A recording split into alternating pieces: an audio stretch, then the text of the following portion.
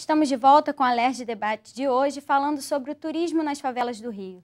Daniel, você é responsável pelo treinamento dessas pessoas que vão participar desse projeto. Como é que essas pessoas estão sendo treinadas? Qual é a formação que elas estão recebendo? Eu sou um dos autores do livro de marketing de serviços da Fundação Getúlio Vargas. Também dou aula de empreendedorismo na Fundação Getúlio Vargas. Já vai fazer mais de 10 anos. Então, eles estão tendo um treinamento altamente profissional, mas indo junto. Ou seja, é literalmente um workshop. Então, por exemplo, esse sábado eu estou subindo 2 guias e os 2 guias vão estar assistindo, né, essa interação, o que está sendo mostrado, o que está sendo falado, o que encanta o turista, né, o que ele quer ver.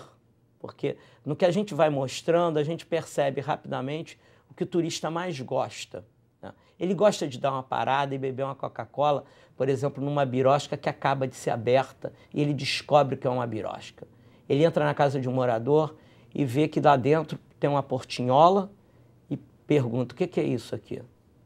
Não, isso aqui vira uma loja de noite.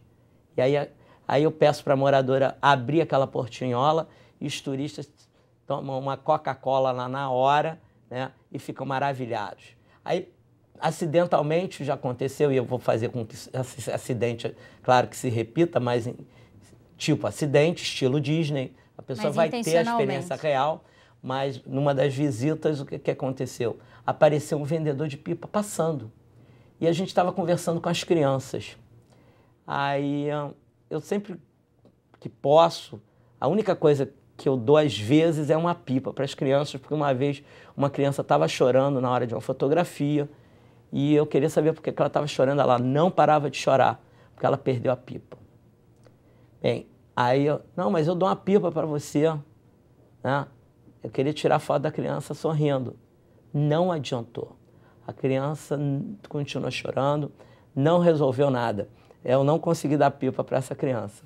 Aí, numa outra semana, eu voltei, né?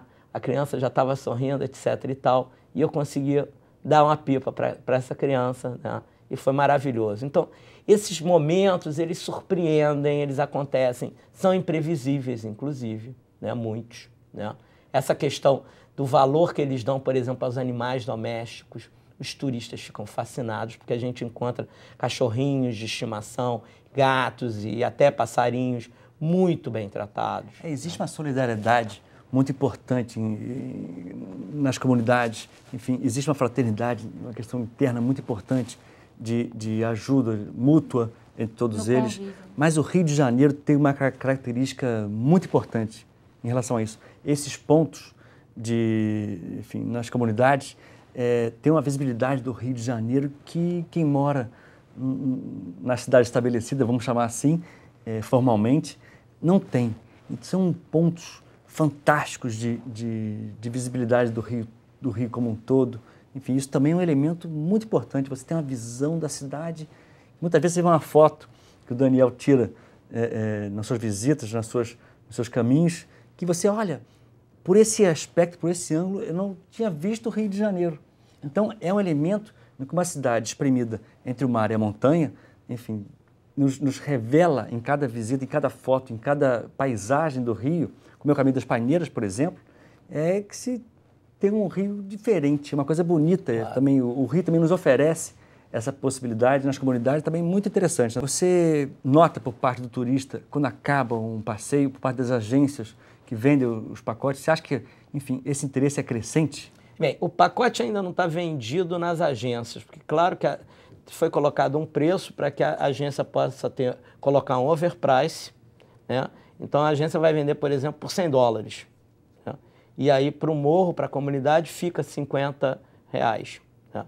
E isso é distribuído entre as casas do trajeto, essa coisa toda, para não ficar aquela coisa da esmola nem nada. Então, isso é fundamental. Então, por exemplo, na hora que vai entrar na casa da doceira do morro e o turista vai poder comer um delicioso bolo de chocolate, ele não vai estar pagando por aquele bolo. Aquilo já vai estar incluso, mas de uma maneira que sutil, ele nem vai sentir.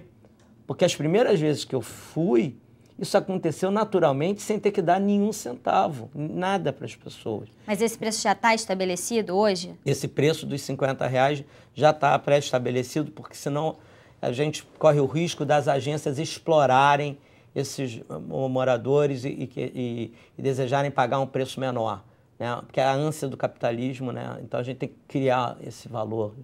Né? Tá certo. Nós vamos fazer mais um pequeno intervalo. Não saia daí.